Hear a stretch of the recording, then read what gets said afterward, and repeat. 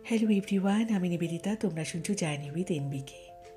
আমি ঠিক জায়গায় পৌঁছইনি, কিন্তু তবুও আমি বাঁচছি। এই ভিডিওটা আমি কাউকে কিছু শেখানোর জন্য কিন্তু বানাচ্ছি না। এটা আমি নিজের সাথে কথা বলার জন্য, নিজেকে বিশ্লেষণ করার জন্য এবং তা থেকে আমি যা কিছু অনুধাবন করব তা তোমাদের সাথে শেয়ার করার জন্য বানাচ্ছি। কারণ আমি জানি আমার মতো আরও অনেক মানুষ আছে যারা ঠিক জায়গায় পৌঁছায়নি, কিন্তু এখনও হালও ছাড়েনি। কিছুদিন খুব ভারী যায় জানো, কোনো বড় কষ্ট নয়, কোনো বড় আনন্দও নয়, শুধু মনে হয় আমি কোথাও আটকে আছি। সবচেয়ে অদ্ভুত ব্যাপার কি জানো, আমি চেষ্টা বন্ধ করিনি, তবুও ফল নেই। একটা সময় ছিল আমি ভাবতাম ফল মানেই প্রমাণ।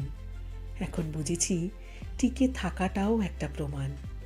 সব সেলিব্রেশন মঞ্চে হয় না, কিছু সেলিব্রেশন হয় নিজের সাথে চুপচাপ বসে।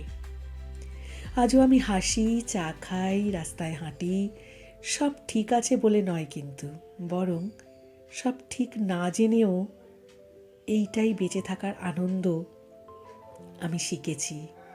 জীবন মানে শুধু জয় নয়, জীবন মানে সহ্য করতে পারা, হাসতে পারা।